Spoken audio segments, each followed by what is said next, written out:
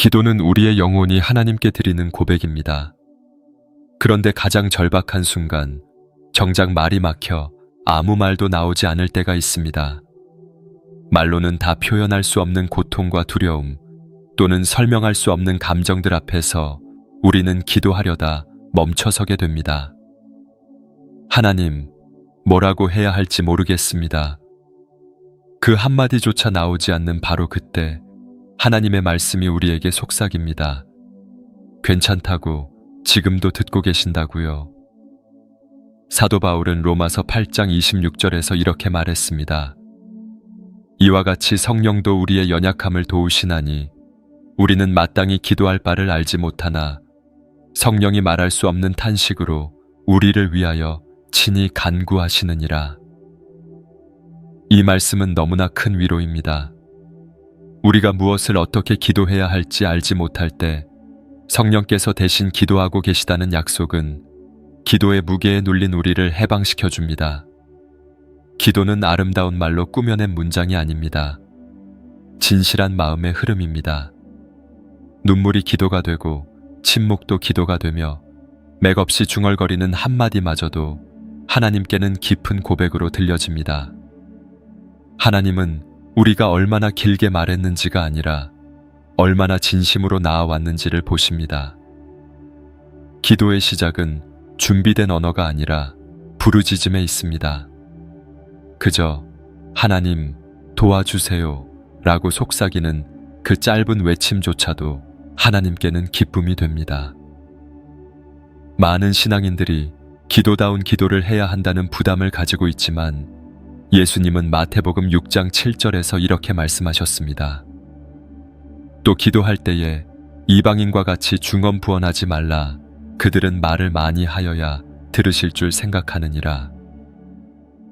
예수님의 이 말씀은 우리가 반드시 유창하고 정제된 말로 기도해야 한다는 생각에서 우리를 해방시킵니다. 진실하고 단순한 기도, 마음 깊은 곳에서 우러난 작은 고백이면 충분합니다. 우리 삶에는 설명할 수 없는 순간들이 있습니다. 이해도, 논리도, 말도 닿지 않는 감정의 소용돌이 속에 있을 때 우리는 무력감을 느낍니다. 그러나 그 무력감 속에서도 하나님은 살아계십니다. 우리가 한마디도 꺼내지 못해도 하나님의 귀는 여전히 우리 쪽을 향해 계십니다.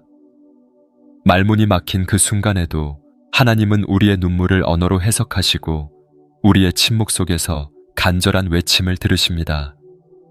기도의 시작은 거창한 선언이 아니라 주님을 향한 작은 움직임입니다. 하나님이라는 이름만 부르는 것으로도 충분히 기도는 시작될 수 있습니다. 하나님은 우리를 잘 아십니다. 무엇을 걱정하고 무엇을 두려워하며 무엇에 지쳐 있는지를 말하지 않아도 이미 알고 계십니다. 그러니 기도는 결국 말의 문제가 아니라 마음의 방향입니다. 하나님을 향해 마음을 여는 순간 기도는 시작됩니다.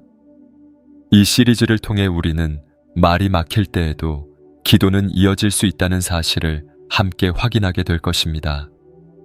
그리고 그 기도가 얼마나 깊고 아름다운지, 우리가 하나님 앞에 나아가는 것이 얼마나 값진 일인지 알게 될 것입니다. 고통 속에서 기도는 피할 수 없는 과제가 아니라 우리를 살리는 숨통이며 은혜의 통로입니다. 어떤 말도 나오지 않을 때 그 자리에 머무는 것만으로도 기도는 시작되고 하나님은 응답하십니다. 다음은 우리가 왜 기도 앞에서 두려움을 느끼는지에 대해 이야기 나누겠습니다. 기도는 마음을 열어 하나님께 나아가는 길인데 왜 우리는 자주 그 문턱에서 멈춰설까요? 마음속에는 여러 이유가 있지만 많은 사람들은 내가 이런 상태로 기도해도 될까 하는 불안에 사로잡혀 있습니다. 실패와 죄책감, 자신 없음, 하나님께 가까이 가기에는 너무나 초라한 자신을 마주하면서 우리는 기도 대신 침묵을 택하곤 합니다. 그럴 때마다 스스로에게 이렇게 되묻습니다. 이 모습 그대로 하나님께 나아가도 괜찮을까? 답은 언제나 그렇습니다. 괜찮다. 하나님은 우리가 준비된 상태로 나아오기를 원하지 않으십니다. 오히려 준비되지 않았기에, 연약하기에 더 간절히 오기를 기다리십니다. 히브리서 4장 16절은 이 진리를 다시 한번 상기시켜 줍니다. 그러므로 우리는 긍휼하심을 받고 때를 따라 돕는 은혜를 얻기 위하여 은혜의 보좌 앞에 담대히 나아갈 것이니라. 우리가 담대히 나아갈 수 있는 이유는 우리가 잘나서가 아니라 하나님이 긍휼히 여기시는 분이시기 때문입니다. 두려움은 기도의 적이 아닙니다. 오히려 두려움을 안고 하나님께 나아가는 그 순간이 기도의 진짜 시작일 수 있습니다. 기도는 완전한 마음을 가져야 할 때 드리는 것이 아니라 깨어진 마음 그대로 올려드리는 것입니다. 오히려 가장 정직한 기도는 하나님 앞에 자신의 두려움을 감추지 않는 기도입니다. 하나님, 저는 지금 너무 불안합니다. 그래서 기도조차 두렵습니다. 바로 그 고백이 하나님의 귀를 움직입니다. 때로는 우리가 기도를 잘못하면 벌을 받을 것처럼 느껴집니다. 신앙생활을 오래 한 이들조차 하나님께 실망을 드릴까봐 두려워 기도를 주저합니다. 그러나 하나님은 잘못된 문장을 책망하시는 분이 아니라 진실하지 못한 마음을 슬퍼하시는 분입니다. 말이 어눌하고 표현이 서툴러도 마음이 솔직하다면 하나님께는 그것이 가장 아름다운 기도가 됩니다. 기도는 완전함의 표현이 아니라 의존의 표현입니다. 저는 지금 혼자 할 수 없습니다. 이 말이 기도의 본질을 담고 있습니다. 하나님은 우리가 스스로를 이기지 못하고 부르짖는 그 순간 이미 응답을 준비하고 계십니다. 그리고 우리는 이 사실을 기억해야 합니다. 기도는 혼자서 싸우는 시간이 아닙니다. 우리가 무릎 꿇는 그 자리에 성령께서 함께 하시고 예수님께서 우리를 위해 중보하고 계십니다. 누가복음 22장 32절에서 예수님은 베드로에게 이렇게 말씀하십니다. 그러나 내가 너를 위하여 내 믿음이 떨어지지 않기를 기도하였노니. 예수님은 지금도 우리를 위해 기도하십니다. 우리의 믿음이 끊어지지 않도록, 우리가 무너지지 않도록 말입니다. 그렇기에 두려움이 들어설 자리는 없습니다. 우리가 기도하는 그 자리에는 우리가 혼자가 아님을 기억해야 합니다. 기도는 고립이 아니라 연결이며 침묵이 아니라 대화입니다. 말을 못해도 괜찮습니다. 하나님은 우리의 마음을 아시기 때문입니다. 이제 기도 앞에서 느끼는 두려움이 어디서 오는지 알게 되었습니다. 우리는 완전함이 아니라 자비를 의지하여 기도할 수 있습니다. 그러니 다음부터는 두려움이 느껴질 때마다 그것을 감추려 하지 말고 하나님께 그대로 드리는 연습을 해보십시오. 두려움 속에 있는 정직함이 하나님을 움직이는 힘이 됩니다. 기도는 실수해도 되는 자리입니다. 왜냐하면 우리는 기도 안에서 완전해지기 때문이 아니라 기도를 통해 하나님과 가까워지기 때문입니다. 그러니 기도가 무섭고 어렵게 느껴질 때일수록 더 깊이 하나님께 마음을 열 수 있습니다. 다음은 우리가 기도에서 무엇을 말해야 할지 막막할 때 어떻게 시작하면 좋을지에 대해 이야기 나누겠습니다. 기도를 하고 싶어 마음을 정했는데 막상 입을 열려니 어떤 말을 꺼내야 할지 막막할 때가 있습니다. 어지럽게 엉켜있는 감정들과 생각들, 그중 무엇을 먼저 꺼내야 할지조차 모르겠는 그 순간, 우리는 종종 기도를 미루거나 아예 포기하고 맙니다. 이런 때 하나님은 우리가 잘 정리된 기도문보다 마음의 진실을 원하신다는 사실을 다시 떠올려야 합니다. 하나님 앞에서 기도는 무엇부터가 중요하지 않습니다. 그분께 마음을 여는 것이 가장 중요합니다. 아무리 복잡하고 혼란스러운 마음일지라도 하나님은 그 모든 것을 하나하나 다 듣고 받아주실 준비가 되어 있습니다. 그러니 그저 마음속에 제일 먼저 떠오른 것을 말해도 괜찮습니다. 오늘 아침에 일어나 느낀 불안, 어젯밤에 누군가에게 했던 말의 후회, 아직 치유되지 않은 상처까지 어떤 주제든 하나님께는 중요한 기도 제목이 됩니다. 때때로 우리는 기도를 어떤 구조로, 형식으로 해야 한다고 생각합니다. 감사하고, 회개하고, 간구하고, 찬양하는 그 순서대로 해야 완벽한 기도가 될 것처럼 느껴집니다. 물론 이런 기도도 귀하고 아름답지만 그 순서를 몰라도 그 구조를 따라가지 못해도 괜찮습니다. 하나님은 우리의 기도가 논리적이지 않아도, 말이 앞뒤가 맞지 않아도, 중간에 멈추고 다시 시작해도 다 듣고 계십니다. 시편 62편 8절에서 다윗은 이렇게 고백합니다.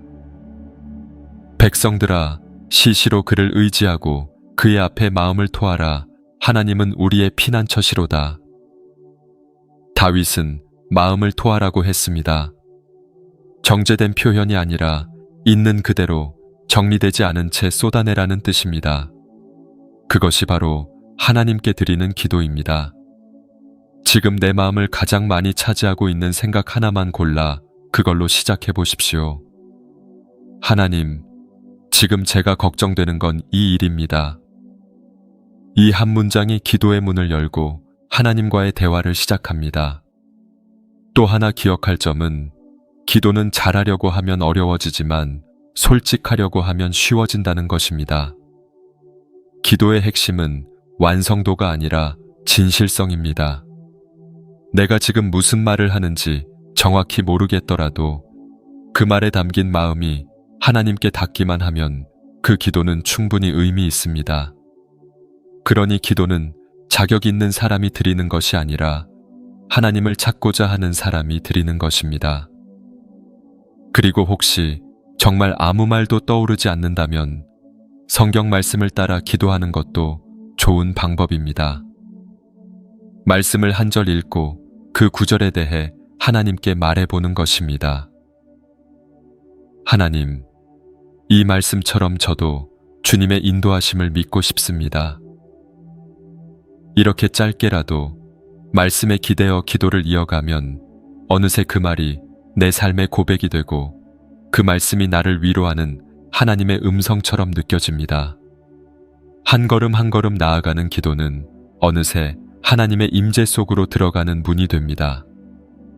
말문이 막힌 순간에도 성경은 우리에게 기도의 언어를 건네주고 하나님은 우리가 더 이상 말하지 않아도 될 만큼 깊이 이해하고 계십니다. 기도는 정답을 말하는 자리가 아니라 정직하게 나를 드리는 자리입니다. 순서도, 형식도, 길이도 중요하지 않습니다. 지금 가장 마음을 무겁게 하는 것 하나만 붙잡고 말해 보십시오. 그러면 기도는 그 자리에서 시작됩니다. 기도가 말처럼 쉬운 일이 아니라는 것을 잘 아시는 하나님은 우리가 말문을 열기도 전에 이미 우리를 기다리고 계십니다.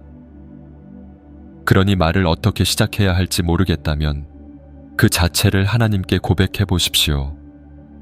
하나님, 뭐라고 해야 할지 모르겠어요. 그 한마디가 오늘 당신의 가장 진실한 기도가 될 것입니다. 다음은 우리가 기도하면서 자주 느끼는 침묵의 시간. 하나님이 응답하시지 않는 듯한 그 침묵 속에서 어떻게 마음을 지킬 수 있을지에 대해 이야기 나누겠습니다. 기도는 대화를 기대하게 만듭니다. 하나님, 제 이야기를 들으셨다면 무엇인가 대답해 주세요. 그런데 때때로 그 어떤 응답도 들리지 않습니다. 기도했지만 현실은 변하지 않고 기다렸지만 아무 일도 일어나지 않을 때 우리는 이런 생각을 하게 됩니다. 하나님은 정말 듣고 계신 걸까? 바로 그때 가장 깊은 외로움과 신앙의 혼란이 찾아옵니다. 하나님께 기도했는데 아무런 변화가 없을 때 우리의 마음은 조용히 낙심합니다. 심지어는 자신이 외면당했다고 느끼기도 합니다. 하지만 침묵은 거절이 아닙니다. 응답이 더딘 것은 무응답이 아니라 하나님의 타이밍 속에서 준비되고 있는 중입니다. 우리가 기다리는 동안 하나님은 아무 일도 하지 않으시는 게 아닙니다. 오히려 우리가 볼 수 없는 곳에서 우리의 기도보다 더 깊고 완전한 응답을 준비하고 계십니다. 요한복음 11장에서 예수님은 나사로가 병들었다는 소식을 듣고도 곧바로 가지 않으십니다. 그 침묵과 지체 속에서 마르다와 마리아는 절망했지만 예수님은 오히려 더 큰 영광을 위해 기다리셨습니다. 결국 나사로는 죽은 지 나흘 만에 살아나며 하나님의 뜻이 드러납니다. 이처럼 하나님의 침묵은 때로 우리를 기다리게 하시고 기다림 속에서 더 큰 계획을 드러내십니다. 시편 13편 1절에서 다윗은 이렇게 탄식합니다. 여호와여, 어느 때까지니이까 나를 영원히 잊으시나이까? 주의 얼굴을 내게서 어느 때까지 숨기시겠나이까? 이 고백은 우리가 드릴 수 있는 가장 인간적인 기도의 표현일지도 모릅니다. 하나님이 멀게만 느껴지는 그 시간에도 우리는 기도해야 합니다. 왜냐하면 기도는 곧 기다림의 자리를 떠나지 않겠다는 고백이기 때문입니다. 침묵은 하나님의 무관심이 아니라 우리의 믿음을 단단히 세우기 위한 훈련일 수 있습니다.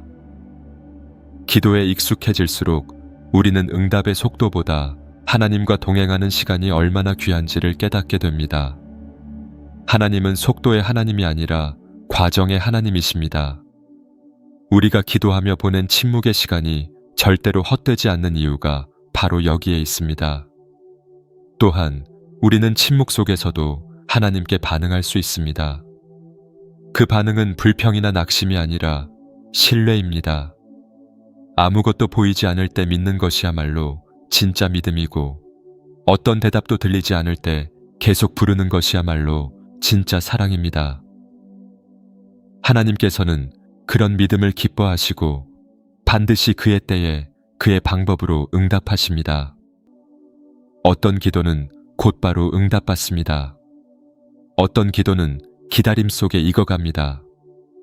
또 어떤 기도는 응답이 아닌 변화를 통해 이루어집니다. 그 변화는 우리 안에서 일어나며 우리의 성품과 인내, 시선을 바꿔놓습니다. 그래서 응답이 없다고 느껴질 때 우리는 기도가 실패했다는 뜻이 아니라 기도 자체가 우리를 새롭게 만들고 있다는 사실을 기억해야 합니다. 기도는 요청이기도 하지만 관계입니다. 하나님과의 교제는 우리가 원하는 것을 이루기 위한 수단이 아니라 하나님과 함께 걷는 시간 그 자체로 의미가 있습니다. 침묵은 그 관계 속에 우리가 얼마나 하나님을 신뢰하는지를 드러내는 거울입니다. 그러니 응답이 없는 것처럼 느껴질 때 그 시간을 하나님과 함께 걷는 여정으로 받아들여 보십시오. 그 순간에도 하나님은 여전히 우리를 사랑하고 계시며 우리와 함께 계십니다. 그 침묵은 사랑 없는 무반응이 아니라 사랑이 담긴 기다림입니다. 다음은 기도가 왜 꼭 말로 해야 하는지, 속마음으로 생각만 해도 되는 건 아닌지에 대해 이야기 나누겠습니다. 우리는 종종 이런 생각을 하게 됩니다. 하나님은 마음을 다 아시는 분이시니까 굳이 말로 하지 않아도 아시겠지. 맞는 말입니다. 하나님은 우리가 말하기도 전에 우리의 마음을 아시고 생각 속에 담긴 감정까지도 꿰뚫어 보십니다. 그렇다면 정말 기도는 속으로만 생각해도 괜찮은 걸까요? 기도는 단순히 정보를 전달하는 행위가 아닙니다. 하나님이 모르는 것을 알려드리는 것이 아니라 내가 하나님 앞에서 스스로를 드러내는 시간입니다. 그렇기 때문에 기도는 마음으로만 생각하는 것보다 입술로 고백할 때 더 깊은 자기인식과 믿음의 역사가 일어납니다. 사람은 말할 때 자신이 무슨 생각을 하는지 더 명확하게 알게 됩니다. 마음속에 떠오른 생각은 모호할 수 있지만 그것을 입으로 표현하는 순간 구체화되고 내면의 감정이 진실하게 드러납니다. 하나님 앞에서 기도하는 말은 그저 나열이 아니라 내가 하나님과 관계를 맺는 방식이 됩니다. 로마서 10장 10절은 이렇게 말합니다. 사람이 마음으로 믿어 의에 이르고 입으로 시인하여 구원에 이르느니라.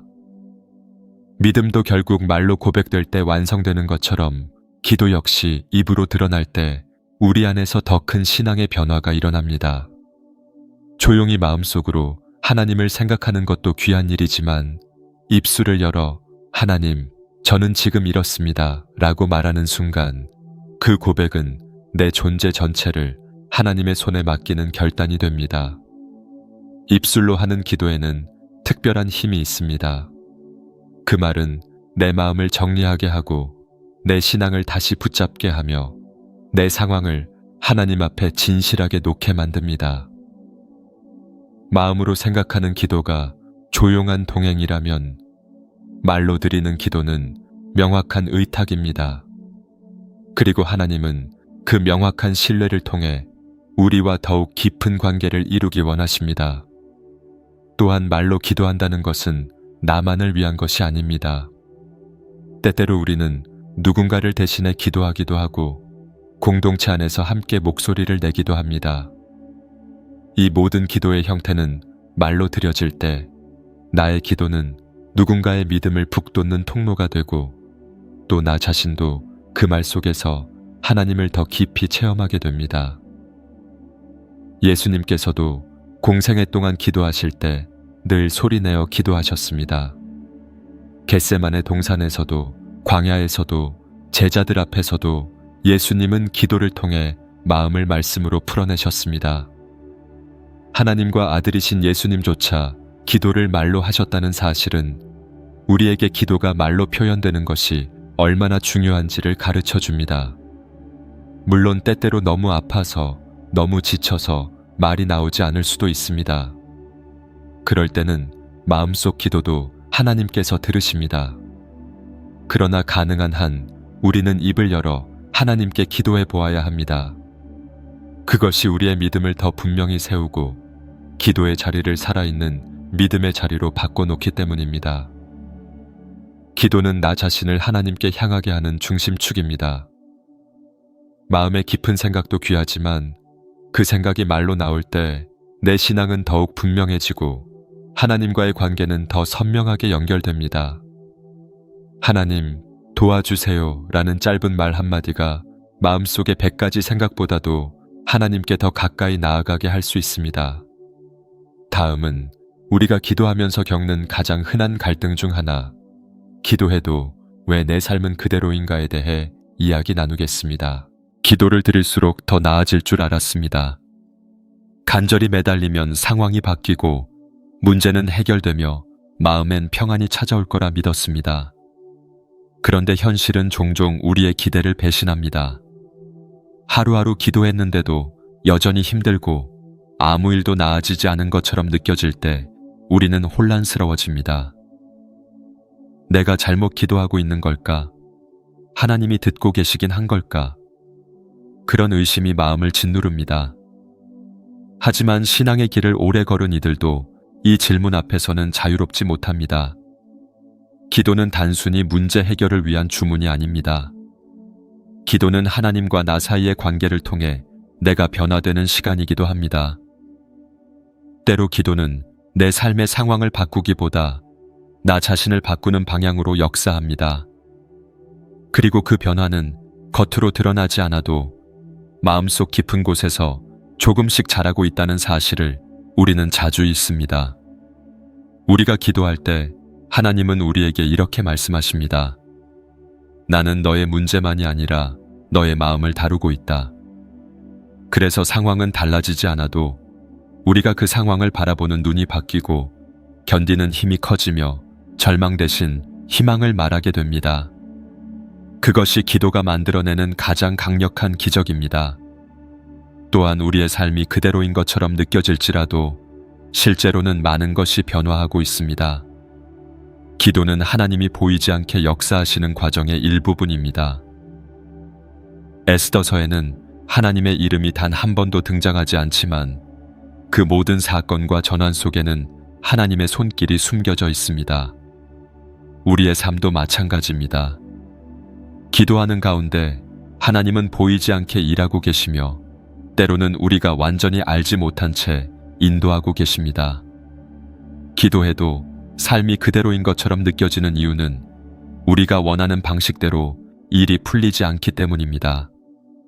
하지만 하나님은 우리가 바라는 방식보다 훨씬 더 깊고 넓은 뜻을 이루어 가십니다. 기도는 하나님께 내 뜻을 강요하는 수단이 아니라 하나님의 뜻에 나를 맞추는 시간입니다. 그래서 기도가 깊어질수록 우리는 왜 이루어지지 않나요? 라는 질문에서 어떻게 받아들여야 하나요? 라는 질문으로 옮겨가게 됩니다. 이사야 55장 8절에서 하나님은 이렇게 말씀하십니다. 이는 내 생각이 너희의 생각과 다르며 내 길은 너희의 길과 다름이니라. 여호와의 말씀이니라. 우리는 지금 당장 눈앞의 결과를 보길 원하지만 하나님은 우리의 영혼과 인생 전체를 바라보시며 일하십니다. 그분의 시간은 느려 보이지만 가장 정확한 때에 우리를 이끄십니다. 기도는 삶을 바꾸는 도구이기도 하지만 그보다 더 먼저 나 자신을 하나님께 드리는 믿음의 행위입니다. 상황이 변하지 않아도 계속 기도한다는 것은 내 조건이 아니라 하나님을 믿는다는 증거입니다. 기도는 하나님의 존재에 대한 신뢰를 고백하는 행위입니다. 삶이 그대로일 때도 기도하는 내가 하나님을 바라보고 있다는 사실 하나만으로도 그 기도는 이미 열매 맺고 있는 것입니다. 가끔은 하나님이 응답하지 않으시는 것이 아니라 우리가 응답을 다른 곳에서만 찾고 있어서 못 보고 있는 것일 수도 있습니다. 기도한 후 마음속에 찾아온 작은 평안, 포기하지 않도록 붙들어주는 용기, 누군가를 용서할 수 있는 마음, 이 모든 것이 바로 하나님의 응답입니다. 그러니 오늘도 상황은 그대로일 수 있지만 그 안에서 내가 하나님께 나아가고 있다는 그 사실이 기적입니다. 우리의 기도는 하나님의 사랑과 손길 안에서 결코 헛되지 않습니다. 다음은 기도를 들으시는 하나님이 정말 나와 함께하고 계신다는 확신이 흔들릴 때 믿음을 어떻게 지킬 수 있을지에 대해 이야기 나누겠습니다. 기도해도 상황이 바뀌지 않고 기다림이 길어질수록 마음속에는 의심이 스며듭니다. 정말 하나님은 나와 함께 하시는 걸까? 나는 혼자인 걸까? 누군가의 간증은 넘치도록 응답받는 이야기인데 내 삶은 그 반대 같을 때 우리는 스스로를 하나님의 관심 바깥에 있다고 느끼기도 합니다. 그런 생각이 들 때 우리는 신앙의 중심에서 점점 멀어지는 느낌을 받습니다. 하지만 성경은 그런 마음을 품은 사람들의 이야기를 오히려 숨기지 않습니다. 다윗은 시편에서 자주 이렇게 고백합니다. 하나님, 왜 나를 버리셨습니까? 어찌하여 내 기도를 듣지 않으십니까? 이런 탄식은 하나님과 멀어진 자가 아니라 하나님을 너무나 가까이 두고 싶은 자의 절규입니다. 신앙의 위기는 믿음이 없어서가 아니라 더 간절히 믿고 싶은데 현실이 그것을 흔들기 때문에 생기는 갈등입니다. 하나님이 함께 하신다는 진리는 감정에 따라 달라지는 것이 아닙니다. 우리가 느낄 수 없어도 하나님은 항상 거기 계십니다. 신명기 31장 6절에서 모세는 백성에게 이렇게 말합니다. 그는 너보다 앞서 가시며 너와 함께 하사 너를 떠나지 아니하시며 버리지 아니하시리라. 이 약속은 감정에 의존하지 않는 약속입니다. 우리는 느끼지 못해도 하나님은 떠나지 않으십니다. 믿음은 감정을 따르는 것이 아니라 말씀을 붙드는 것입니다. 상황이 아니라 하나님의 성품에 근거한 신뢰입니다. 그래서 의심이 들 때 가장 먼저 해야 할 일은 하나님의 성품을 기억하는 것입니다. 하나님은 거짓말하지 않으시는 분이시며 약속을 지키시는 분이십니다. 그분이 내가 너와 함께하겠다고 말씀하셨다면 그것은 영원히 유효한 진리입니다. 때로 우리가 하나님을 느끼지 못하는 이유는 너무나 바쁘고 분주한 마음 때문일 수 있습니다. 고요한 침묵 가운데 하나님의 임재는 더 분명하게 느껴집니다. 하나님은 천둥 소리처럼 요란하게 임하시기도 하지만 엘리야에게 들려주신 것처럼 세미한 음성으로 말씀하시기도 하십니다. 그 세미한 음성은 우리의 삶 가운데 아주 조용히 그러나 깊이 들어오십니다. 하나님은 당신의 임재를 강요하지 않으십니다. 다만 우리가 마음을 열고 듣기를 원하실 뿐입니다. 하나님이 멀어지신 것이 아니라 내가 내 마음을 닫고 있었던 것은 아닐까요? 기도의 자리를 떠났기 때문이 아니라 기도하면서도 하나님보다 문제를 더 크게 바라보고 있었기 때문은 아니었을까요? 우리가 다시 시선을 돌려 하나님을 바라볼 때 그분은 언제나 거기 계십니다. 늘 그 자리에 계시며 여전히 우리를 사랑하십니다. 마태복음 28장 20절에서 예수님은 제자들에게 마지막으로 이렇게 말씀하십니다. 내가 세상 끝날까지 너희와 항상 함께 있으리라. 이것은 조건 없는 약속입니다.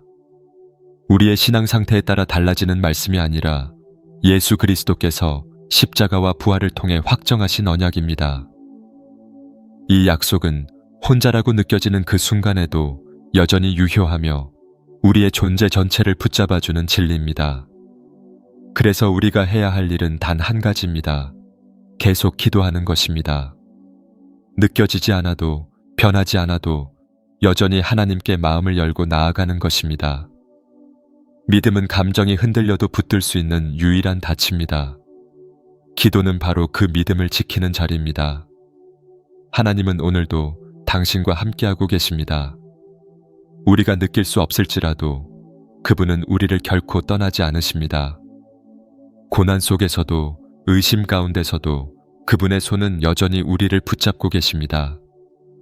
다음은 우리가 기도를 이어가야 할 이유, 비록 아직 응답을 받지 못했더라도 끝까지 포기하지 않아야 할 이유에 대해 이야기 나누겠습니다. 기도는 때로 지치게 만드는 일입니다. 열심히 기도했지만 아무 변화가 없고 상황은 오히려 더 나빠진 것처럼 느껴질 때 우리는 자연스럽게 생각하게 됩니다. 계속 기도하는 게 의미가 있을까? 하나님이 들으신다면 이 정도면 됐지 않을까? 반복되는 기도가 무의미하게 느껴지고 기도하는 자신이 점점 초라해 보일 때가 있습니다. 그러나 바로 그때가 포기해서는 안 되는 순간입니다. 기도는 하나님을 향한 포기하지 않는 사랑의 표현이기 때문입니다. 예수님께서는 누가복음 18장에서 과부의 비유를 통해 이렇게 말씀하셨습니다. 한 과부가 불의한 재판관에게 끊임없이 간청하자 결국 그 재판관이 그녀의 요청을 들어주게 됩니다. 이 말씀의 핵심은 우리가 얼마나 간절히 꾸준히 하나님을 찾고 있느냐는 데 있습니다. 기도는 단지 원하는 것을 얻기 위한 수단이 아니라 하나님과의 관계를 깊이 뿌리내리는 과정입니다. 기도를 멈추지 않는다는 것은 그분의 응답보다 그분 자신을 더 사랑한다는 고백이기도 합니다. 우리가 응답을 받지 못하더라도 기도를 멈추지 않는 이유는 하나님을 믿기 때문입니다. 그분의 시간과 방법이 가장 옳다고 믿기 때문에 기다림의 길 위에 계속 머무는 것입니다. 또한 기도를 계속하는 이유는 우리의 시선이 바뀌기 때문입니다. 처음엔 상황의 변화를 구했던 기도가 어느새 내 안의 변화로 이어지고 나를 통해 누군가에게 위로가 되고 더 깊은 신앙의 뿌리를 내리게 합니다. 이런 영적인 성장은 하루아침에 일어나지 않습니다. 기도의 자리를 떠나지 않고 지킬 때 어느 날 문득 우리의 믿음이 이전보다 훨씬 단단해졌음을 깨닫게 됩니다. 기도는 쌓입니다. 우리가 흘려보낸 눈물, 매일 드린 짧은 기도, 말없는 호흡조차도 하나님은 모두 기억하십니다. 요한계시록 5장 8절에서는 성도들의 기도가 금대접에 담겨 하나님 앞에 올려진다고 기록되어 있습니다. 우리의 기도는 허공에 흩어지지 않고 하늘의 대접에 담기고 있다는 이 말씀은 어떤 기도도 헛되지 않다는 증거입니다. 기도는 때로 즉각적인 응답을 주는 일이지만 더 자주 끈질긴 기다림을 통해 영혼을 단련시키는 도구가 됩니다. 기도를 통해 우리는 더 이상 내가 중심이 아니라 하나님이 중심이 되는 삶으로 자라나게 됩니다. 그래서 포기하지 않고 기도하는 것만으로도 이미 우리는 하나님께 응답을 경험하고 있는 것입니다. 또한 기도를 멈추지 않는다는 것은 하나님께 신뢰를 고백하는 지속적인 행위입니다. 내 힘으로는 할 수 없음을 인정하고 오직 하나님만을 바라보겠다는 결단의 표현입니다. 그 기도가 때로는 눈물이고 탄식이고 말없는 호흡이라도 하나님은 그 속에서 우리를 만나시고 응답하십니다. 하나님은 우리의 기도만 들으시는 분이 아니라 기도하는 우리를 사랑하시는 분입니다. 마지막까지 기도하라는 것은 하나님의 침묵 앞에서도 그분을 놓지 말라는 초대입니다. 어떤 결과가 아니라 하나님과 동행하는 그 여정 자체가 기도의 열매라는 사실을 우리가 기억해야 합니다. 그리고 그 여정을 끝까지 걷는 사람에게 하나님은 반드시 자신의 얼굴을 보여주십니다. 다음은 기도가 익숙하지 않은 분들 혹은 오랜 시간 기도를 쉬고 있다가 다시 시작하고 싶은 분들을 위한 아주 구체적이고 실제적인 기도의 출발점에 대해 이야기 나누겠습니다. 때로는 기도보다 기도를 다시 시작하는 일이 더 어렵게 느껴질 때가 있습니다. 신앙의 길에서 잠시 멈췄던 시간, 마음이 식었던 순간들, 무언가의 실망의 등을 돌렸던 그 기억들이 다시 무릎을 꿇으려는 오늘을 가로막습니다. 지금 와서 기도해도 소용없을 거야. 하나님은 나를 실망했을지도 몰라 라는 생각이 말문을 열기 전에 마음을 닫게 합니다. 하지만 기도는 늘 지금부터 다시 시작할 수 있는 자리입니다. 하나님은 언제나 처음처럼 우리를 기다리고 계십니다. 우리가 얼마나 멀리 떠났는지가 아니라 지금 돌아서고 있는 그 마음을 보고 계십니다. 누가복음 15장에서 아버지는 탕자가 집으로 돌아올 때까지 나가서 기다립니다. 그 아들은 아무 해명도 설명도 하지 못했지만 아버지는 그의 입을 막고 먼저 품에 안아줍니다. 하나님도 우리를 향해 그렇게 다가오십니다. 기도를 오래 쉬었다고, 멀리 돌아왔다고 하나님은 문을 닫지 않으십니다. 혹시 너무 오랜 시간 기도하지 않아서 어떻게 시작해야 할지도 모르겠다면 이렇게 말해보세요. 하나님, 오랜만이에요. 다시 말 걸어도 괜찮을까요? 이 한마디가 기도의 시작입니다. 누군가에겐 어색할 수 있지만 하나님께는 반가움입니다. 우리 입술의 서툰 시작조차도 하나님은 기쁘게 받으십니다. 왜냐하면 그분은 우리가 무슨 말을 하느냐보다 어떤 마음으로 나아오느냐를 더 귀하게 여기시기 때문입니다. 기도를 다시 시작하려는 분들께 말씀드리고 싶습니다. 처음부터 잘하려 하지 마세요.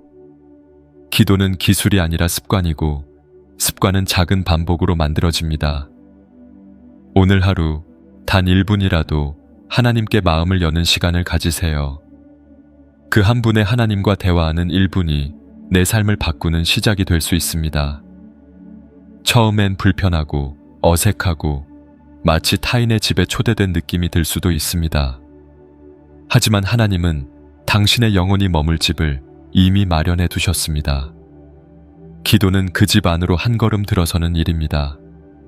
매일 들어갈수록 그 공간은 점점 당신의 마음과 익숙해지고 그 자리에서 나오는 말들이 점점 자연스러워질 것입니다. 다시 기도를 시작하고 싶은 이들에게 필요한 것은 완벽함이 아닙니다. 오직 정직한 마음입니다. 지금 느끼는 불안, 회의, 부끄러움까지도 하나님께 숨기지 마십시오. 오히려 그것을 그대로 드리는 것이 기도의 진짜 시작입니다. 하나님은 상처받은 마음, 흔들리는 믿음, 망설이는 입술마저도 기쁘게 받으십니다. 왜냐하면 그 마음 자체가 하나님의 사랑을 향한 반응이기 때문입니다. 그리고 기억하십시오. 당신이 다시 기도하려는 지금 이 순간 하나님은 먼저 다가와 계십니다. 당신의 입을 여는 그 자리에 하나님의 마음은 이미 와 있습니다. 기도는 우리가 하나님을 찾는 것처럼 보이지만 사실은 하나님께서 우리를 부르고 계신다는 증거입니다. 그 부르심에 응답하는 당신의 오늘이 가장 복된 시작입니다. 예레미야가 3장 22절과 23절의 말씀은 이렇게 고백합니다. 여호와의 인자와 긍휼이 무궁하심으로 우리가 진멸되지 아니함이니이다. 이것들이 아침마다 새로우니 주의 성실하심이 크시도소이다. 이 말씀처럼 하나님은 우리가 하루를 시작할 때마다 성실하게 다시 만나주시는 분입니다. 그 사랑은 언제나 유효하며 실패와 단절마저도 그 사랑을 끊을 수 없습니다. 이제 우리가 나눈 모든 이야기를 다시 되짚어 봅니다. 첫째, 말이 막힐 때도 기도는 마음으로 시작됩니다. 둘째, 두려움은 하나님께 더 가까이 가기 위한 문입니다. 셋째, 막막함 속에서도 기도는 한마디로 시작됩니다. 넷째, 침묵 가운데서도 하나님은 일하고 계십니다. 5째, 입술로 드리는 고백은 마음의 믿음을 굳건하게 만듭니다. 6째, 삶이 그대로일지라도 기도는 우리를 바꾸는 능력입니다. 7째, 하나님은 늘 우리와 함께 계시며 결코 우리를 떠나지 않으십니다. 8째, 기도를 포기하지 않는 그 시간이 바로 믿음의 고백입니다. 9째, 언제든 우리는 다시 기도를 시작할 수 있으며 하나님은 그 시작을 가장 반가워하십니다. 여러분도 지금 이 순간 다시 기도를 시작하고 싶은 마음이 있으시다면 아래 댓글란에 아멘이라고 남겨주세요. 하나님의 자비가 여러분의 심령 위에 새롭게 부어지기를 간절히 바랍니다. 그리고 지금 이 마음이 식기 전에 오른쪽 상단의 카드를 눌러 다음 묵상으로 함께 이어가 보세요.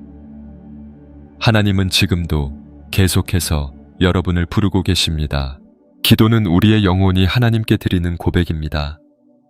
그런데 가장 절박한 순간, 정작 말이 막혀 아무 말도 나오지 않을 때가 있습니다. 말로는 다 표현할 수 없는 고통과 두려움, 또는 설명할 수 없는 감정들 앞에서 우리는 기도하려다 멈춰서게 됩니다. 하나님, 뭐라고 해야 할지 모르겠습니다. 그 한마디조차 나오지 않는 바로 그때 하나님의 말씀이 우리에게 속삭입니다. 괜찮다고, 지금도 듣고 계신다고요. 사도 바울은 로마서 8장 26절에서 이렇게 말했습니다. 이와 같이 성령도 우리의 연약함을 도우시나니 우리는 마땅히 기도할 바를 알지 못하나 성령이 말할 수 없는 탄식으로 우리를 위하여 친히 간구하시느니라. 이 말씀은 너무나 큰 위로입니다.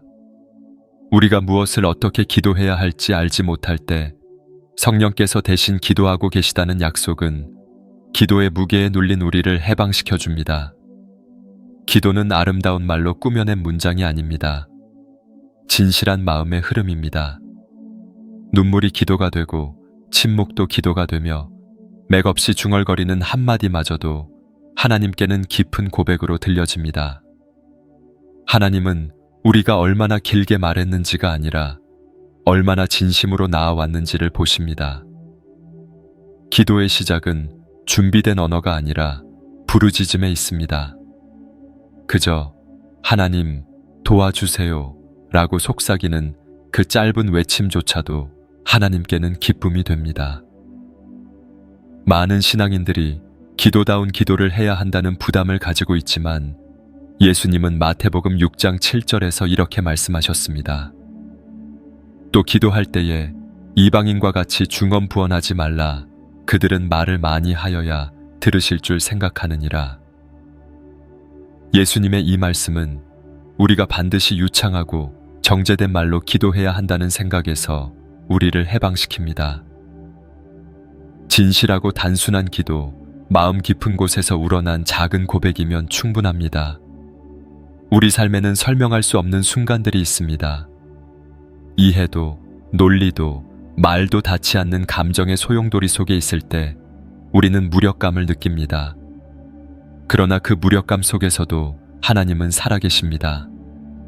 우리가 한마디도 꺼내지 못해도 하나님의 귀는 여전히 우리 쪽을 향해 계십니다.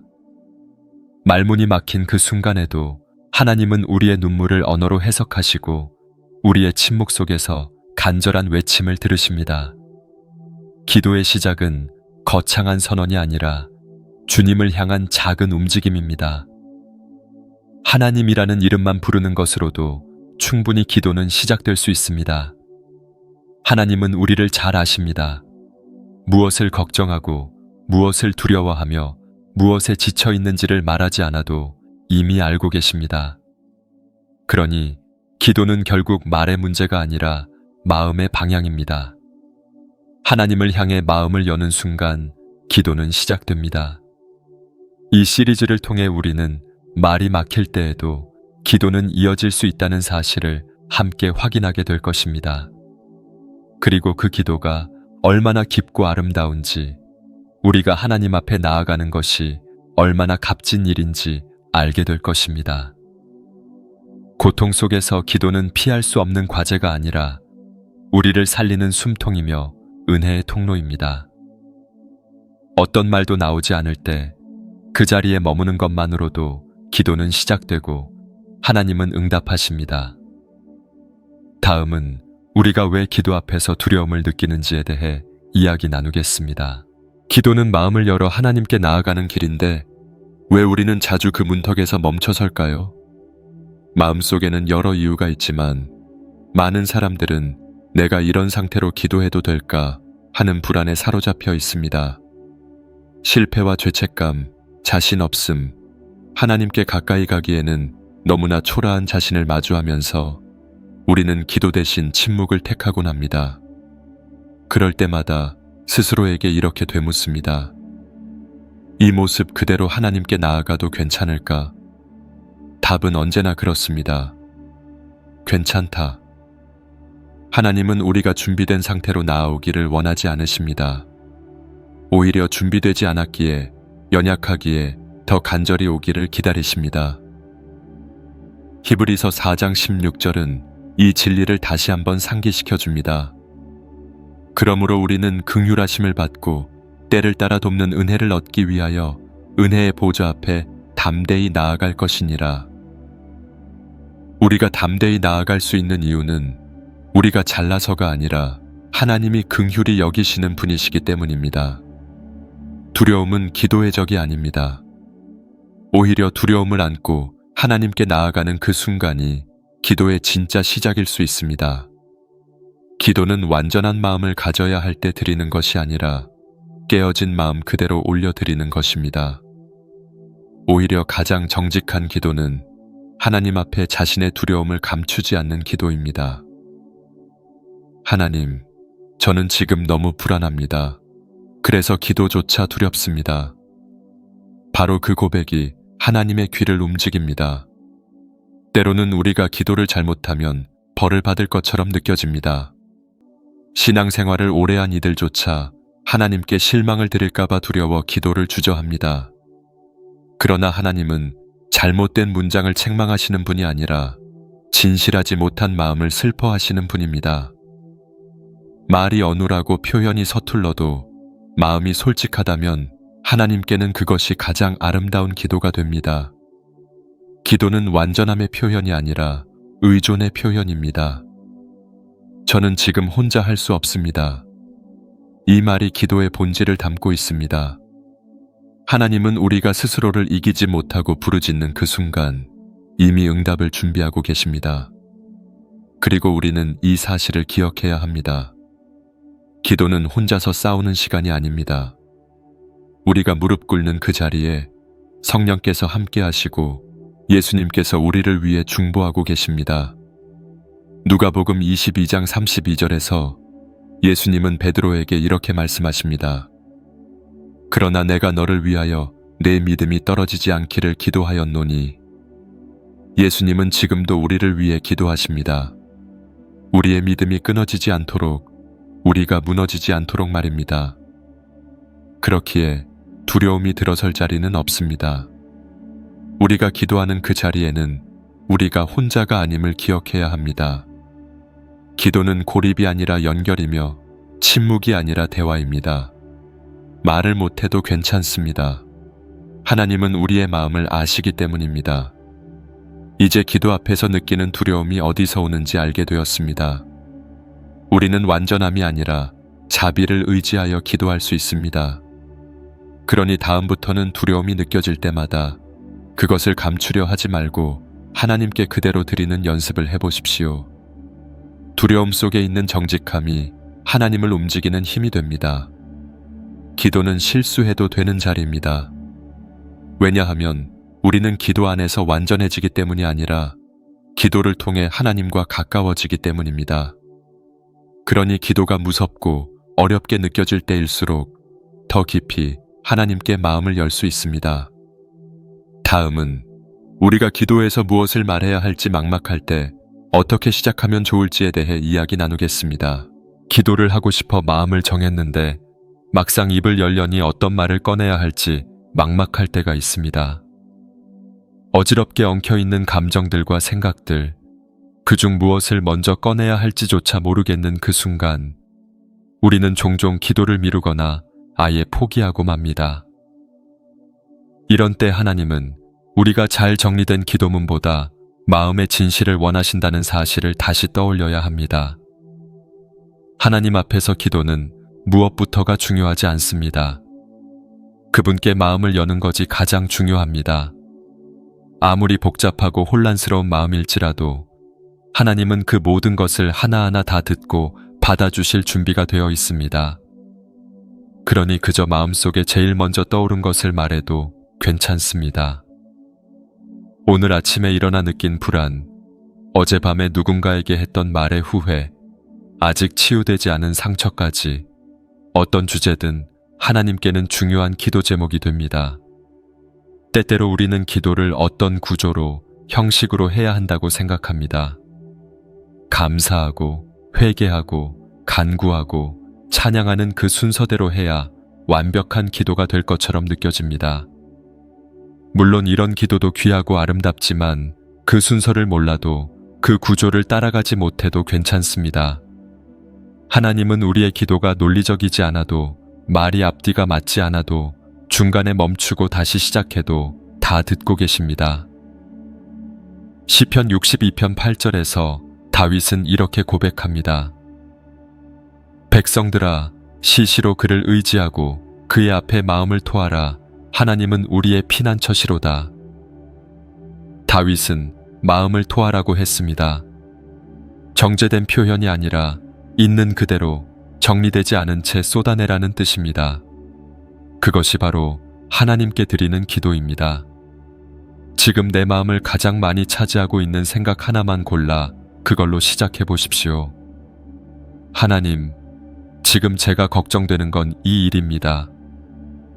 이 한 문장이 기도의 문을 열고 하나님과의 대화를 시작합니다. 또 하나 기억할 점은 기도는 잘하려고 하면 어려워지지만 솔직하려고 하면 쉬워진다는 것입니다. 기도의 핵심은 완성도가 아니라 진실성입니다. 내가 지금 무슨 말을 하는지 정확히 모르겠더라도 그 말에 담긴 마음이 하나님께 닿기만 하면 그 기도는 충분히 의미 있습니다. 그러니 기도는 자격 있는 사람이 드리는 것이 아니라 하나님을 찾고자 하는 사람이 드리는 것입니다. 그리고 혹시 정말 아무 말도 떠오르지 않는다면 성경 말씀을 따라 기도하는 것도 좋은 방법입니다. 말씀을 한 절 읽고 그 구절에 대해 하나님께 말해보는 것입니다. 하나님, 이 말씀처럼 저도 주님의 인도하심을 믿고 싶습니다. 이렇게 짧게라도 말씀에 기대어 기도를 이어가면 어느새 그 말이 내 삶의 고백이 되고 그 말씀이 나를 위로하는 하나님의 음성처럼 느껴집니다. 한 걸음 한 걸음 나아가는 기도는 어느새 하나님의 임재 속으로 들어가는 문이 됩니다. 말문이 막힌 순간에도 성경은 우리에게 기도의 언어를 건네주고 하나님은 우리가 더 이상 말하지 않아도 될 만큼 깊이 이해하고 계십니다. 기도는 정답을 말하는 자리가 아니라 정직하게 나를 드리는 자리입니다. 순서도, 형식도, 길이도 중요하지 않습니다. 지금 가장 마음을 무겁게 하는 것 하나만 붙잡고 말해 보십시오. 그러면 기도는 그 자리에서 시작됩니다. 기도가 말처럼 쉬운 일이 아니라는 것을 잘 아시는 하나님은 우리가 말문을 열기도 전에 이미 우리를 기다리고 계십니다. 그러니 말을 어떻게 시작해야 할지 모르겠다면 그 자체를 하나님께 고백해 보십시오. 하나님, 뭐라고 해야 할지 모르겠어요. 그 한마디가 오늘 당신의 가장 진실한 기도가 될 것입니다. 다음은 우리가 기도하면서 자주 느끼는 침묵의 시간. 하나님이 응답하시지 않는 듯한 그 침묵 속에서 어떻게 마음을 지킬 수 있을지에 대해 이야기 나누겠습니다. 기도는 대화를 기대하게 만듭니다. 하나님, 제 이야기를 들으셨다면 무엇인가 대답해 주세요. 그런데 때때로 그 어떤 응답도 들리지 않습니다. 기도했지만 현실은 변하지 않고 기다렸지만 아무 일도 일어나지 않을 때 우리는 이런 생각을 하게 됩니다. 하나님은 정말 듣고 계신 걸까? 바로 그때 가장 깊은 외로움과 신앙의 혼란이 찾아옵니다. 하나님께 기도했는데 아무런 변화가 없을 때 우리의 마음은 조용히 낙심합니다. 심지어는 자신이 외면당했다고 느끼기도 합니다. 하지만 침묵은 거절이 아닙니다. 응답이 더딘 것은 무응답이 아니라 하나님의 타이밍 속에서 준비되고 있는 중입니다. 우리가 기다리는 동안 하나님은 아무 일도 하지 않으시는 게 아닙니다. 오히려 우리가 볼 수 없는 곳에서 우리의 기도보다 더 깊고 완전한 응답을 준비하고 계십니다. 요한복음 11장에서 예수님은 나사로가 병들었다는 소식을 듣고도 곧바로 가지 않으십니다. 그 침묵과 지체 속에서 마르다와 마리아는 절망했지만 예수님은 오히려 더 큰 영광을 위해 기다리셨습니다. 결국 나사로는 죽은 지 나흘 만에 살아나며 하나님의 뜻이 드러납니다. 이처럼 하나님의 침묵은 때로 우리를 기다리게 하시고 기다림 속에서 더 큰 계획을 드러내십니다. 시편 13편 1절에서 다윗은 이렇게 탄식합니다. 여호와여, 어느 때까지니이까 나를 영원히 잊으시나이까? 주의 얼굴을 내게서 어느 때까지 숨기시겠나이까? 이 고백은 우리가 드릴 수 있는 가장 인간적인 기도의 표현일지도 모릅니다. 하나님이 멀게만 느껴지는 그 시간에도 우리는 기도해야 합니다. 왜냐하면 기도는 곧 기다림의 자리를 떠나지 않겠다는 고백이기 때문입니다. 침묵은 하나님의 무관심이 아니라 우리의 믿음을 단단히 세우기 위한 훈련일 수 있습니다. 기도에 익숙해질수록 우리는 응답의 속도보다 하나님과 동행하는 시간이 얼마나 귀한지를 깨닫게 됩니다. 하나님은 속도의 하나님이 아니라 과정의 하나님이십니다.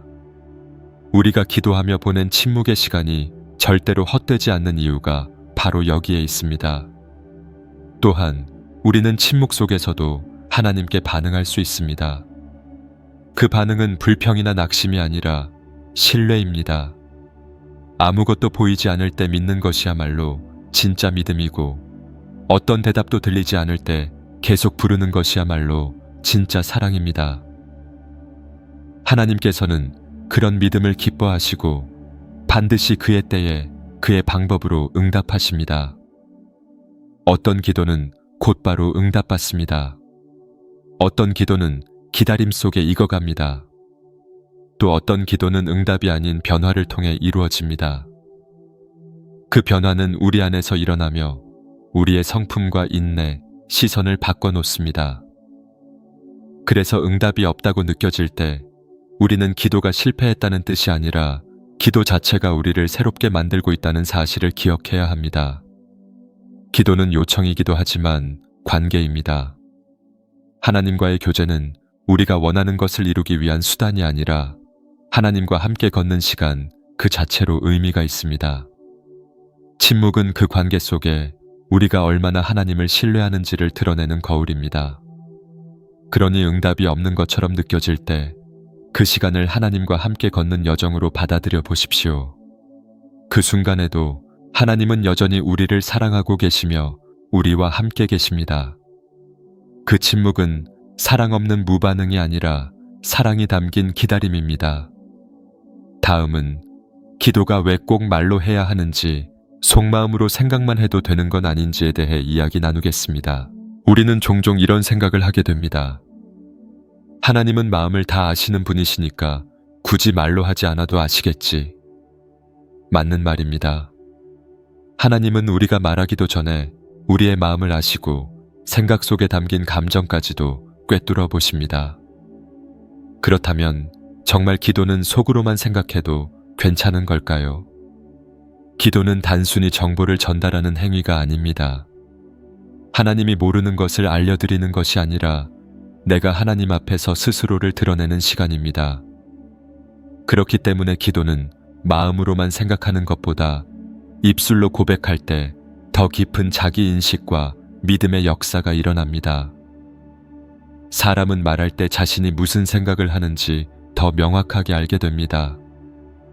마음속에 떠오른 생각은 모호할 수 있지만 그것을 입으로 표현하는 순간 구체화되고 내면의 감정이 진실하게 드러납니다. 하나님 앞에서 기도하는 말은 그저 나열이 아니라 내가 하나님과 관계를 맺는 방식이 됩니다. 로마서 10장 10절은 이렇게 말합니다. 사람이 마음으로 믿어 의에 이르고 입으로 시인하여 구원에 이르느니라. 믿음도 결국 말로 고백될 때 완성되는 것처럼 기도 역시 입으로 드러날 때 우리 안에서 더 큰 신앙의 변화가 일어납니다. 조용히 마음속으로 하나님을 생각하는 것도 귀한 일이지만 입술을 열어 하나님, 저는 지금 이렇습니다 라고 말하는 순간 그 고백은 내 존재 전체를 하나님의 손에 맡기는 결단이 됩니다. 입술로 하는 기도에는 특별한 힘이 있습니다. 그 말은 내 마음을 정리하게 하고 내 신앙을 다시 붙잡게 하며 내 상황을 하나님 앞에 진실하게 놓게 만듭니다. 마음으로 생각하는 기도가 조용한 동행이라면 말로 드리는 기도는 명확한 의탁입니다. 그리고 하나님은 그 명확한 신뢰를 통해 우리와 더욱 깊은 관계를 이루기 원하십니다. 또한 말로 기도한다는 것은 나만을 위한 것이 아닙니다. 때때로 우리는 누군가를 대신해 기도하기도 하고 공동체 안에서 함께 목소리를 내기도 합니다. 이 모든 기도의 형태는 말로 드려질 때 나의 기도는 누군가의 믿음을 북돋는 통로가 되고 또 나 자신도 그 말 속에서 하나님을 더 깊이 체험하게 됩니다. 예수님께서도 공생애 동안 기도하실 때 늘 소리내어 기도하셨습니다. 겟세마네 동산에서도 광야에서도 제자들 앞에서도 예수님은 기도를 통해 마음을 말씀으로 풀어내셨습니다. 하나님과 아들이신 예수님조차 기도를 말로 하셨다는 사실은 우리에게 기도가 말로 표현되는 것이 얼마나 중요한지를 가르쳐 줍니다. 물론 때때로 너무 아파서 너무 지쳐서 말이 나오지 않을 수도 있습니다. 그럴 때는 마음속 기도도 하나님께서 들으십니다. 그러나 가능한 한 우리는 입을 열어 하나님께 기도해 보아야 합니다. 그것이 우리의 믿음을 더 분명히 세우고 기도의 자리를 살아있는 믿음의 자리로 바꿔놓기 때문입니다. 기도는 나 자신을 하나님께 향하게 하는 중심축입니다. 마음의 깊은 생각도 귀하지만 그 생각이 말로 나올 때 내 신앙은 더욱 분명해지고 하나님과의 관계는 더 선명하게 연결됩니다. 하나님, 도와주세요 라는 짧은 말 한마디가 마음속의 100가지 생각보다도 하나님께 더 가까이 나아가게 할 수 있습니다. 다음은 우리가 기도하면서 겪는 가장 흔한 갈등 중 하나, 기도해도 왜 내 삶은 그대로인가에 대해 이야기 나누겠습니다. 기도를 드릴수록 더 나아질 줄 알았습니다. 간절히 매달리면 상황이 바뀌고 문제는 해결되며 마음엔 평안이 찾아올 거라 믿었습니다. 그런데 현실은 종종 우리의 기대를 배신합니다. 하루하루 기도했는데도 여전히 힘들고 아무 일도 나아지지 않은 것처럼 느껴질 때 우리는 혼란스러워집니다. 내가 잘못 기도하고 있는 걸까? 하나님이 듣고 계시긴 한 걸까? 그런 의심이 마음을 짓누릅니다. 하지만 신앙의 길을 오래 걸은 이들도 이 질문 앞에서는 자유롭지 못합니다. 기도는 단순히 문제 해결을 위한 주문이 아닙니다. 기도는 하나님과 나 사이의 관계를 통해 내가 변화되는 시간이기도 합니다. 때로 기도는 내 삶의 상황을 바꾸기보다 나 자신을 바꾸는 방향으로 역사합니다. 그리고 그 변화는 겉으로 드러나지 않아도 마음속 깊은 곳에서 조금씩 자라고 있다는 사실을 우리는 자주 잊습니다. 우리가 기도할 때 하나님은 우리에게 이렇게 말씀하십니다. 나는 너의 문제만이 아니라 너의 마음을 다루고 있다. 그래서 상황은 달라지지 않아도 우리가 그 상황을 바라보는 눈이 바뀌고 견디는 힘이 커지며 절망 대신 희망을 말하게 됩니다. 그것이 기도가 만들어내는 가장 강력한 기적입니다. 또한 우리의 삶이 그대로인 것처럼 느껴질지라도 실제로는 많은 것이 변화하고 있습니다. 기도는 하나님이 보이지 않게 역사하시는 과정의 일부분입니다. 에스더서에는 하나님의 이름이 단 한 번도 등장하지 않지만 그 모든 사건과 전환 속에는 하나님의 손길이 숨겨져 있습니다. 우리의 삶도 마찬가지입니다. 기도하는 가운데 하나님은 보이지 않게 일하고 계시며 때로는 우리가 완전히 알지 못한 채 인도하고 계십니다. 기도해도 삶이 그대로인 것처럼 느껴지는 이유는 우리가 원하는 방식대로 일이 풀리지 않기 때문입니다. 하지만 하나님은 우리가 바라는 방식보다 훨씬 더 깊고 넓은 뜻을 이루어 가십니다. 기도는 하나님께 내 뜻을 강요하는 수단이 아니라 하나님의 뜻에 나를 맞추는 시간입니다. 그래서 기도가 깊어질수록 우리는 왜 이루어지지 않나요? 라는 질문에서 어떻게 받아들여야 하나요? 라는 질문으로 옮겨가게 됩니다. 이사야 55장 8절에서 하나님은 이렇게 말씀하십니다. 이는 내 생각이 너희의 생각과 다르며 내 길은 너희의 길과 다름이니라. 여호와의 말씀이니라.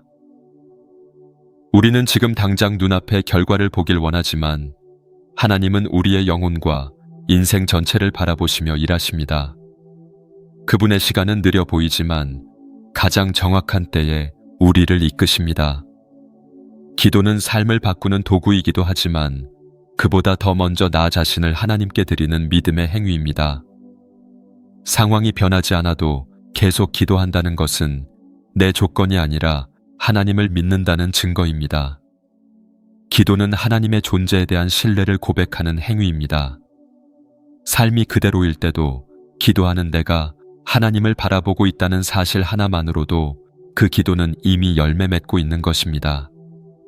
가끔은 하나님이 응답하지 않으시는 것이 아니라 우리가 응답을 다른 곳에서만 찾고 있어서 못 보고 있는 것일 수도 있습니다. 기도한 후 마음속에 찾아온 작은 평안, 포기하지 않도록 붙들어주는 용기, 누군가를 용서할 수 있는 마음, 이 모든 것이 바로 하나님의 응답입니다. 그러니 오늘도 상황은 그대로일 수 있지만 그 안에서 내가 하나님께 나아가고 있다는 그 사실이 기적입니다. 우리의 기도는 하나님의 사랑과 손길 안에서 결코 헛되지 않습니다. 다음은 기도를 들으시는 하나님이 정말 나와 함께하고 계신다는 확신이 흔들릴 때 믿음을 어떻게 지킬 수 있을지에 대해 이야기 나누겠습니다. 기도해도 상황이 바뀌지 않고 기다림이 길어질수록 마음속에는 의심이 스며듭니다. 정말 하나님은 나와 함께 하시는 걸까? 나는 혼자인 걸까? 누군가의 간증은 넘치도록 응답받는 이야기인데 내 삶은 그 반대 같을 때 우리는 스스로를 하나님의 관심 바깥에 있다고 느끼기도 합니다. 그런 생각이 들 때 우리는 신앙의 중심에서 점점 멀어지는 느낌을 받습니다.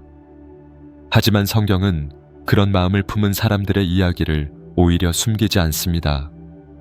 다윗은 시편에서 자주 이렇게 고백합니다.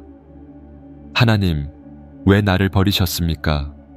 어찌하여 내 기도를 듣지 않으십니까? 이런 탄식은 하나님과 멀어진 자가 아니라 하나님을 너무나 가까이 두고 싶은 자의 절규입니다. 신앙의 위기는 믿음이 없어서가 아니라 더 간절히 믿고 싶은데 현실이 그것을 흔들기 때문에 생기는 갈등입니다. 하나님이 함께 하신다는 진리는 감정에 따라 달라지는 것이 아닙니다. 우리가 느낄 수 없어도 하나님은 항상 거기 계십니다.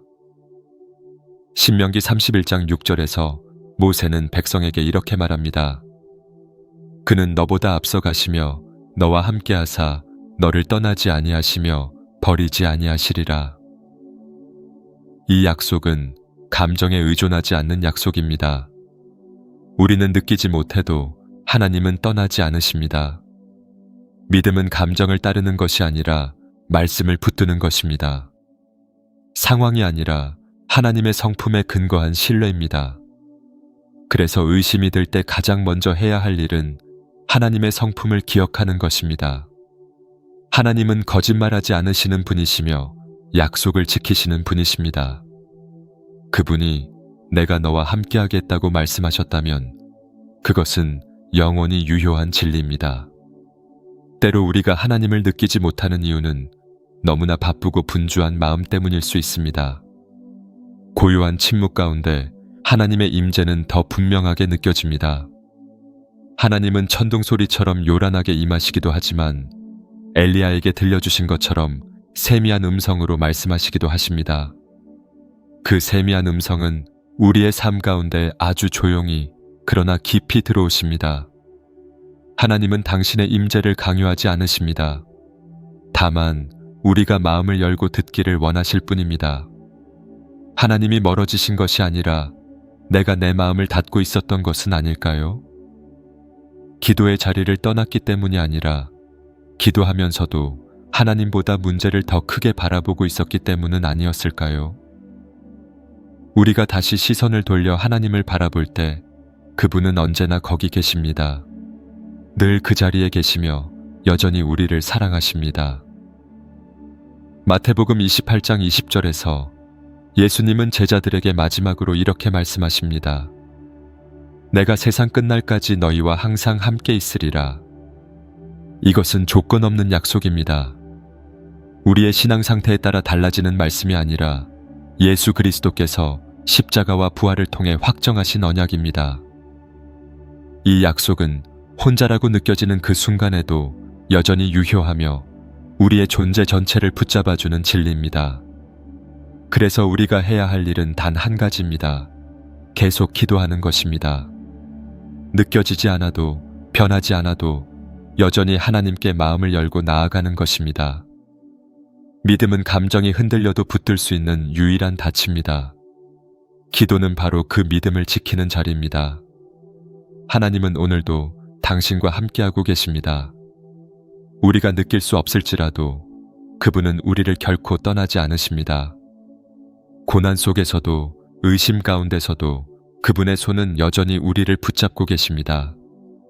다음은 우리가 기도를 이어가야 할 이유, 비록 아직 응답을 받지 못했더라도 끝까지 포기하지 않아야 할 이유에 대해 이야기 나누겠습니다. 기도는 때로 지치게 만드는 일입니다. 열심히 기도했지만 아무 변화가 없고 상황은 오히려 더 나빠진 것처럼 느껴질 때 우리는 자연스럽게 생각하게 됩니다. 계속 기도하는 게 의미가 있을까? 하나님이 들으신다면 이 정도면 됐지 않을까? 반복되는 기도가 무의미하게 느껴지고 기도하는 자신이 점점 초라해 보일 때가 있습니다. 그러나 바로 그때가 포기해서는 안 되는 순간입니다. 기도는 하나님을 향한 포기하지 않는 사랑의 표현이기 때문입니다. 예수님께서는 누가복음 18장에서 과부의 비유를 통해 이렇게 말씀하셨습니다. 한 과부가 불의한 재판관에게 끊임없이 간청하자 결국 그 재판관이 그녀의 요청을 들어주게 됩니다. 이 말씀의 핵심은 우리가 얼마나 간절히 꾸준히 하나님을 찾고 있느냐는 데 있습니다. 기도는 단지 원하는 것을 얻기 위한 수단이 아니라 하나님과의 관계를 깊이 뿌리내리는 과정입니다. 기도를 멈추지 않는다는 것은 그분의 응답보다 그분 자신을 더 사랑한다는 고백이기도 합니다. 우리가 응답을 받지 못하더라도 기도를 멈추지 않는 이유는 하나님을 믿기 때문입니다. 그분의 시간과 방법이 가장 옳다고 믿기 때문에 기다림의 길 위에 계속 머무는 것입니다.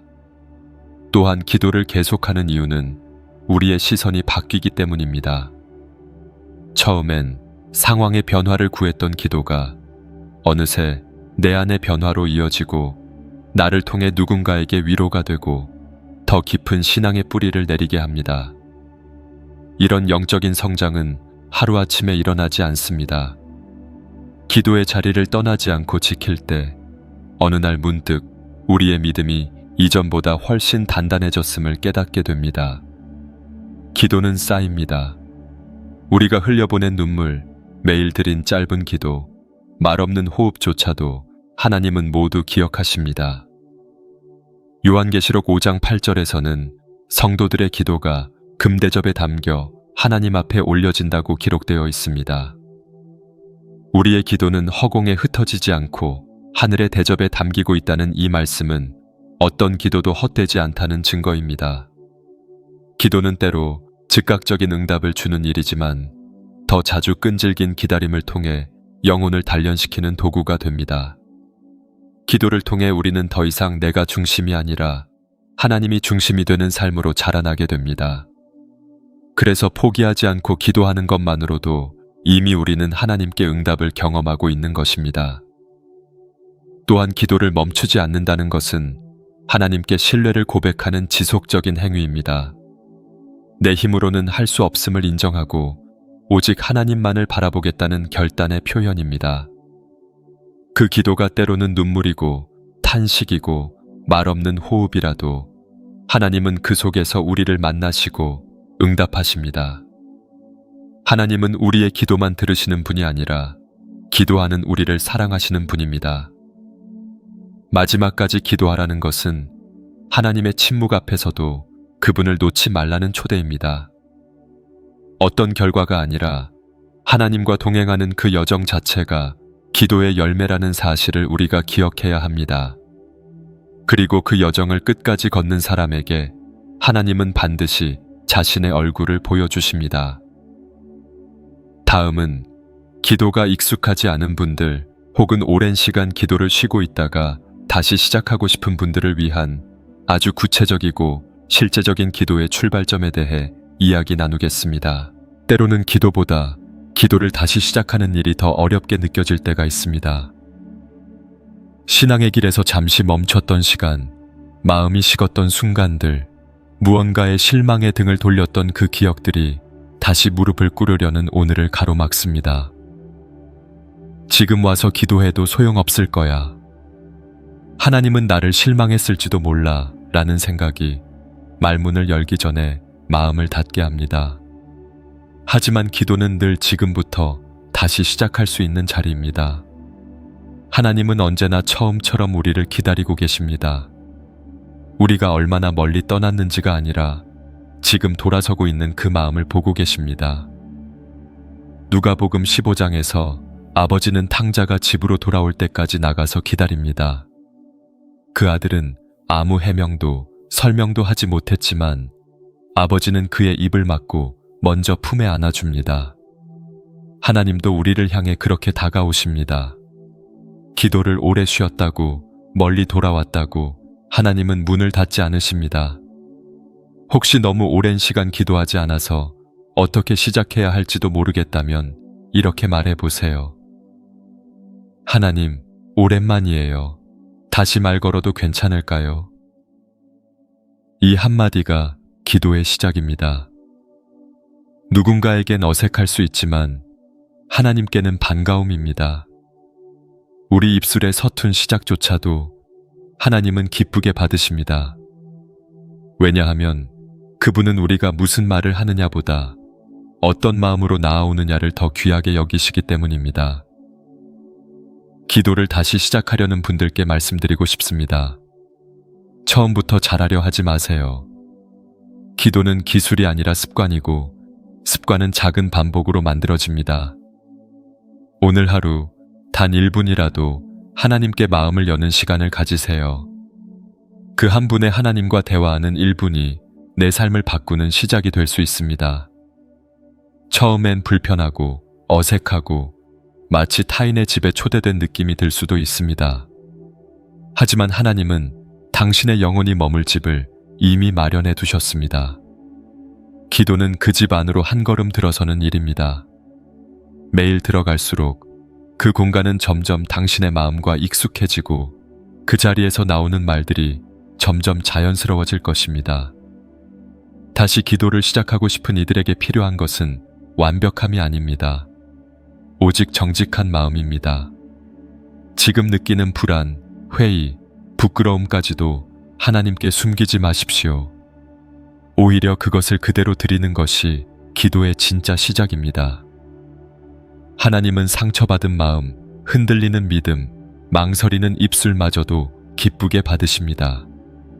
왜냐하면 그 마음 자체가 하나님의 사랑을 향한 반응이기 때문입니다. 그리고 기억하십시오.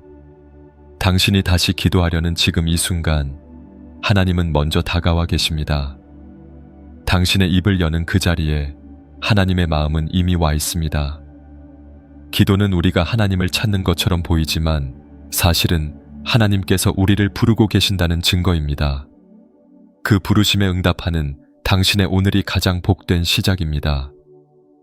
예레미야가 3장 22절과 23절의 말씀은 이렇게 고백합니다. 여호와의 인자와 긍휼이 무궁하심으로 우리가 진멸되지 아니함이니이다. 이것들이 아침마다 새로우니 주의 성실하심이 크시도소이다. 이 말씀처럼 하나님은 우리가 하루를 시작할 때마다 성실하게 다시 만나주시는 분입니다. 그 사랑은 언제나 유효하며 실패와 단절마저도 그 사랑을 끊을 수 없습니다. 이제 우리가 나눈 모든 이야기를 다시 되짚어 봅니다. 첫째, 말이 막힐 때도 기도는 마음으로 시작됩니다. 둘째, 두려움은 하나님께 더 가까이 가기 위한 문입니다. 셋째, 막막함 속에서도 기도는 한마디로 시작됩니다. 넷째, 침묵 가운데서도 하나님은 일하고 계십니다. 다섯째, 입술로 드리는 고백은 마음의 믿음을 굳건하게 만듭니다. 여섯째, 삶이 그대로일지라도 기도는 우리를 바꾸는 능력입니다. 일곱째, 하나님은 늘 우리와 함께 계시며 결코 우리를 떠나지 않으십니다. 여덟째, 기도를 포기하지 않는 그 시간이 바로 믿음의 고백입니다. 아홉째, 언제든 우리는 다시 기도를 시작할 수 있으며 하나님은 그 시작을 가장 반가워하십니다. 여러분도 지금 이 순간 다시 기도를 시작하고 싶은 마음이 있으시다면 아래 댓글란에 아멘이라고 남겨주세요. 하나님의 자비가 여러분의 심령 위에 새롭게 부어지기를 간절히 바랍니다. 그리고 지금 이 마음이 식기 전에 오른쪽 상단의 카드를 눌러 다음 묵상으로 함께 이어가 보세요. 하나님은 지금도 계속해서 여러분을 부르고 계십니다.